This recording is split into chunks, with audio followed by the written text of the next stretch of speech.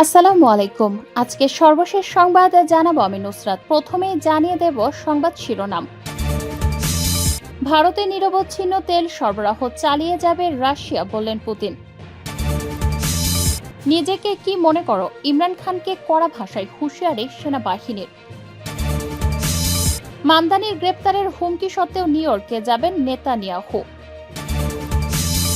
মানবাধিকার সংকটে পাকিস্তান, মার্কো রুবিওকে 40 আইন প্রণেতার চিঠি। সর্বশেষ জানাবো আরও কয়েকটি দেশের ওপর ভ্রমণ নিষেধাজ্ঞার পরিকল্পনা যুক্তরাষ্ট্রের। শিরোনাম শুনলেন, এবারে বিস্তারিত। ভারতে নিরবচ্ছিন্ন তেল সরবরাহ চালিয়ে যাবে রাশিয়া, বললেন পুতিন। যুক্তরাষ্ট্রের হুমকি ধামকির মুখেও ভারতে জ্বালানি তেলের নিরবচ্ছিন্ন সরবরাহ চালিয়ে যাওয়ার ঘোষণা দিয়েছেন রাশিয়ার প্রেসিডেন্ট ভ্লাদিমির পুতিন। শুক্রবার 5 নভেম্বর নয়াদিল্লিতে ভারতের প্রধানমন্ত্রী নরেন্দ্র মোদীর সঙ্গে বৈঠক শেষে রুশ নেতা কথা বলেন। রাশিয়ান তেল ক্রয়ের অব্যাহততার কথা উল্লেখ করে মার্কিন প্রেসিডেন্ট ডোনাল্ড ট্রাম্প গত আগস্ট মাসে বেশিরভাগ ভারতীয় পণ্যের উপর 50% শুল্ক আরোপ করেছিলেন। ওয়াশিংটনের যুক্তি, এই তেলের অর্থ ইউক্রেন যুদ্ধের তহবিল জোগাতে সহায়তা করছে। ইউক্রেন যুদ্ধ শুরুর পর ঘনিষ্ঠ অংশীদার ভারতে প্রথমবার সফর করছেন পুতিন। গতকাল বৃহস্পতিবার সন্ধ্যায় পুতিন দিল্লিতে অবতরণ করলে তাকে লাল গালিচার সংবর্ধনা দেওয়া হয়। প্রোটোকল ভেঙে মোদি নিয়েই সেখানে উপস্থিত হন এবং রুশ নেতাকে বুকে জড়িয়ে ধরেন। আলোচনায় মোদিকে পুতিন বলেন, রাশিয়া তেল, গ্যাস, কয়লা এবং ভারতের জ্বালানি উন্নয়নের জন্য প্রয়োজনীয় সবকিছুর একটি নির্ভরযোগ্য সরবরাহকারী। দ্রুত বর্ধনশীল ভারতীয় অর্থনীতির জন্য আমরা জ্বালানির নিরবচ্ছিন্ন চালান চালিয়ে যেতে প্রস্তুত। এ সময় মোদি বলেন, জ্বালানি নিরাপত্তা ভারত রাশিয়া অংশীদারিত্বের একটি শক্তিশালী এবং গুরুত্বপূর্ণ স্তম্ভ। প্রসঙ্গত, ইউক্রেন যুদ্ধ শুরু হওয়ার পর ভারত রাশিয়ার তেলের একটি প্রধান ক্রেতা হয়ে ওঠে, যেখানে ইউরোপীয় দেশগুলো রাশিয়ার তেল, গ্যাস কেনা কমিয়ে দেয়। নিজেকে কি মনে করো, ইমরান খানকে কড়া ভাষায় হুঁশিয়ারি সেনাবাহিনীর। পাকিস্তানের কারাবন্দী সাবেক প্রধানমন্ত্রী ও পিটিআই নেতা ইমরান খানকে কড়া ভাষায় হুঁশিয়ারি দিয়েছে দেশটির সেনাবাহিনী। ইমরানের বিরুদ্ধে সেনাবিরোধী বক্তব্য দেওয়ার অভিযোগ তুলে পাকিস্তান আইএসপিআর এর মহাপরিচালক বলেছেন, তুমি নিজেকে কি মনে করো। শুক্রবার জেনারেল আহমেদ শরীফ চৌধুরী বলেন, সেনাবিরোধী বক্তব্য তৈরি এবং ছড়িয়ে দেয়া রাজনীতির আওতার বাইরে এবং এটি জাতীয় নিরাপত্তার জন্য হুমকি হয়ে উঠেছে। ইমরান খান 2023 সালের আগস্ট থেকে কারাবন্দী। তার বিরুদ্ধে দুর্নীতি, সন্ত্রাস সহ একাধিক মামলার বিচার চলছে। অতি সম্প্রতি ইমরান খানের মৃত্যুর গুজব উঠলে তার বোন উজমা খান তার সঙ্গে দেখা করেন এবং তার বক্তব্য জনসমক্ষে তুলে ধরেন। এরপর গত বুধবার ইমরানের একটি এক্সপোস্টে বলা হয়, অসীম মুনিরের নীতি পাকিস্তানের জন্য বিপর্যয়কর, আর নীতির কারণে সন্ত্রাসবাদ নিয়ন্ত্রণের বাইরে চলে গিয়েছে, যার ফলে আমি গভীর দুঃখ পেয়েছি। আসিম মুনিরের পাকিস্তানের জাতীয় স্বার্থের প্রতি কোনো উদ্বেগ নেই। তিনি কেবল পশ্চিমা শক্তিগুলোকে খুশি করার জন্য এসব করছেন। তিনি ইচ্ছাকৃতভাবে আফগানিস্তানের সঙ্গে উত্তেজনা উস্কে দিয়েছিলেন, যাতে আন্তর্জাতিক প্রেক্ষাপটে তাকে একজন তথাকথিত মুজাহিদ হিসেবে দেখা হয়। ইমরানের এমন মন্তব্যের পর আজ সংবাদ সম্মেলনে পাকিস্তান আইএসপিআর এর ডিজি বলেন, এই হুমকি একজন ভ্রান্ত ব্যক্তির ভ্রান্ত মানসিকতা থেকে উদ্ভূত, যে নিজের অহংকারের কাছে বন্দী হয়ে পড়েছে। তিনি মনে করেন যে তার ইচ্ছা পাকিস্তানের রাষ্ট্রের চেয়ে বড়। তিনি বলেন, তার অহংকার, তার আকাঙ্ক্ষা এবং হতাশা এতটাই বেড়ে গেছে যে তিনি মনে করেন তাকে ছাড়া পৃথিবী শেষ হয়ে যাবে। জেনারেল আহমেদ শরীফ উল্লেখ করেন, সেই ব্যক্তি ইমরান যে বক্তব্যটি তুলে ধরেছেন তা এখন আর রাজনীতির বিষয় নয়, বরং জাতীয় নিরাপত্তার বিষয় হয়ে দাঁড়িয়ে আছে। মামদানির গ্রেপ্তারের হুমকি সত্ত্বেও নিউ ইয়র্কে যাবেন নেতানিয়াহু। নিউ ইয়র্ক সফরের ঘোষণা দিয়েছেন ইসরায়েলি প্রধানমন্ত্রী নেতানিয়াহু। তার বিরুদ্ধে গাজায় সংঘটিত যুদ্ধাপরাধ, মানবতা বিরোধী অপরাধের অভিযোগে আন্তর্জাতিক অপরাধ আদালতের গ্রেপ্তারি পরোয়ানা রয়েছে। যদিও নিউ ইয়র্কের নবনির্বাচিত মেয়র জোহরান মামদানি আইসিসির পরোয়ানা বাস্তবায়নের প্রতিশ্রুতি দিয়েছেন। স্থানীয় সময় বুধবার নিউ ইয়র্ক টাইমসের ডিল বুক ফোরামের এক ভার্চুয়াল সাক্ষাৎকারে নিউ ইয়র্ক সফরের পরিকল্পনা নিয়ে জানতে চাইলে নেতানিয়াহু বলেন, হ্যাঁ, আমি নিউ ইয়র্কে আসব। মামদানির সঙ্গে দেখা করতে চান কিনা এমন প্রশ্নে ইসরায়েলি প্রধানমন্ত্রী বলেন, যদি তিনি মত পরিবর্তন করে বলেন যে আমাদের রাষ্ট্র হিসেবে বেঁচে থাকার অধিকার আছে, সেক্ষেত্রে আলোচনার ভালো সূচনা হতে পারে। গত নভেম্বরের শুরুতে অনুষ্ঠিত নির্বাচনে জয়ের পর মামদানি একাধিকবার বলেছিলেন, আইসিসির ওয়ারেন্টভুক্ত যে কোনো নেতাকে গ্রেপ্তারে নিউ ইয়র্ক পুলিশ বিভাগকে অনুমতির প্রতিশ্রুতি দিয়েছেন তিনি।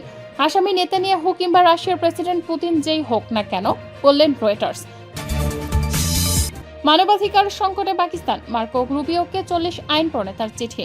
পাকিস্তানের সামরিক সমর্থিত সরকারের অধীনে নাগরিক অধিকার ও স্বাধীনতার ক্রমবর্ধমান সীমাবদ্ধতা নিয়ে আন্তর্জাতিক উদ্বেগ বেড়ে চলেছে। এমন পরিস্থিতি নিয়ে সতর্ক বার্তা দিয়েছেন মার্কিন কংগ্রেসের 40 জনেরও বেশি সদস্য। টাইমস অফ ইন্ডিয়ার প্রতিবেদনে বলা হয়েছে, পাকিস্তানের সীমান্ত পেরিয়ে দমনপীড়ন এবং মানবাধিকার লঙ্ঘনের বাড়তি আশঙ্কা নিয়ে যুক্তরাষ্ট্রের পররাষ্ট্রমন্ত্রী মার্কো রুবিওকে চিঠি দিয়েছেন দেশটির 40 জনেরও বেশি আইন প্রণেতা। তাদের অভিযোগ, পাক প্রধানমন্ত্রী শাহবাজ শরীফ ও দেশটির সেনাপ্রধান আসিম মুনিরের নেতৃত্বে গঠিত সামরিক সমর্থিত সরকার দেশের নাগরিক স্বাধীনতা ক্রমাগত নিয়ন্ত্রণ করছে এবং বিভিন্ন অধিকার চর্চায় নতুন নিষেধাজ্ঞা আরোপ করছে। 3 ডিসেম্বর চিঠিতে কংগ্রেস সদস্যরা বলেন, পাকিস্তান সরকারের সমালোচনার কারণে এমনকি যুক্তরাষ্ট্রে থাকা মার্কিন নাগরিক এবং তাদের পরিবারও হুমকি, ভয় দেখানো ও হয়রানির মুখোমুখি হচ্ছেন। চিঠিতে আরও বলা হচ্ছে, পাকিস্তানের সামরিক সমর্থিত শাহবাজ শরীফ সরকার ও সেনাপ্রধান আসিম মুনিরের অধীনে চলমান সীমান্ত পেরিয়ে দমনপীড়ন এবং মানবাধিকার পরিস্থিতির সংকট নিয়ে আমরা গভীর উদ্বেগ জানাচ্ছি।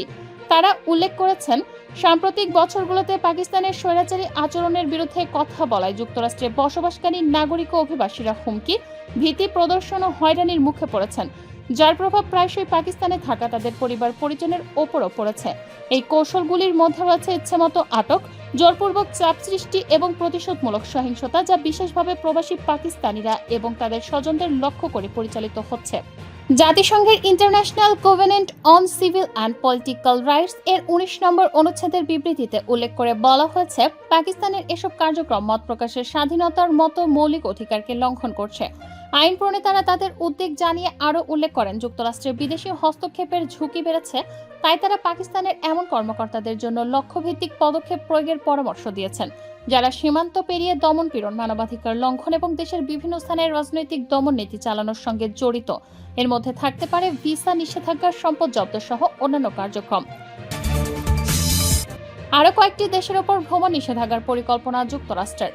মার্কিন যুক্তরাষ্ট্র আরও কয়েকটি দেশের উপর ভ্রমণ নিষেধাজ্ঞা আরোপের পরিকল্পনা করছে। বৃহস্পতিবার 4 ডিসেম্বর মার্কিন স্বরাষ্ট্র নিরাপত্তা সচিব ক্রিস্টি নোয়েম জানান, বর্তমানে ভ্রমণ নিষেধাজ্ঞার আওতায় থাকা দেশের সংখ্যা 30-এর বেশি হবে। ফক্স নিউজের দ্য ইনগ্রাহাম অ্যাঙ্গেল অনুষ্ঠানে দেওয়া সাক্ষাৎকারে নোয়েম বলেন, প্রেসিডেন্ট ডোনাল্ড ট্রাম্প দেশের মূল্যায়ন চালিয়ে যাচ্ছেন এবং কোন দেশগুলো তালিকায় যুক্ত হবে তা এখনো চূড়ান্ত হয়নি। গত জুনে ট্রাম্প 12টি দেশের নাগরিকদের প্রবেশ নিষিদ্ধ করেন, পরে আরও 7টি দেশের নাগরিকের ওপর সীমাবদ্ধতা আরোপ করা হয়। নোয়েম জানান, এই নিষেধাজ্ঞা অভিবাসী ও অভিবাসী উভয়ের জন্যই প্রযোজ্য, যেমন পর্যটক, শিক্ষার্থী ও ব্যবসায়িক ভ্রমণকারীরাও এর আওতায় আসবেন। নোয়েম বলেন, যদি কোনো দেশের সরকার স্থিতিশীল না থাকে বা তাদের নাগরিকদের পরীক্ষা করতে সাহায্য না করে, তাহলে কেন আমরা তাদের যুক্তরাষ্ট্রে প্রবেশের অনুমতি দেব? রয়টার্সের তথ্য অনুযায়ী প্রশাসন আরও 36টি দেশের নাগরিকদের ওপর নিষেধাজ্ঞা দেওয়ার বিষয়টি বিবেচনা করছে। নিষেধাজ্ঞা সম্প্রসারিত হলে সম্প্রতি ওয়াশিংটন ডিসিতে 2 ন্যাশনাল গার্ড সদস্যদের গুলিবর্ষণের পর শুরু হওয়া নিরাপত্তা ব্যবস্থা আরও শক্ত হবে। তদন্তে জানা গেছে, গুলিবর্ষণটি একজন আফগান নাগরিকের দ্বারা সংগঠিত হয়, যিনি 2021 সালে পুনর্বাসন কর্মসূচির মাধ্যমে যুক্তরাষ্ট্রে প্রবেশ করেছিলেন। গুলিবর্ষণের কয়েকদিন পর ট্রাম্প তৃতীয় বিশ্বের দেশ থেকে অভিবাসন স্থায়ীভাবে বন্ধ করার প্রতিশ্রুতি দেন, যদিও কোনো দেশ নাম উল্লেখ করা হয়নি। এর আগে হোমল্যান্ড সিকিউরিটি বিভাগের কর্মকর্তারা জানিয়েছিলেন, ট্রাম্প তার পূর্বসূরি জো বাইডেন প্রশাসনের অধীনে অনুমোদিত আশ্রয় মামলা ও 19টি দেশের নাগরিকদের দেওয়া গ্রিন কার্ড পর্যালোচনা করেছেন। ক্ষমতায় আসার পর থেকে ট্রাম্প অভিবাসন প্রয়োগকে অগ্রাধিকার দিয়ে নগরগুলোতে ফেডারেল এজেন্ট পাঠিয়েছেন এবং সীমান্তে আশ্রয় প্রার্থীদের ফিরিয়ে দিয়েছেন।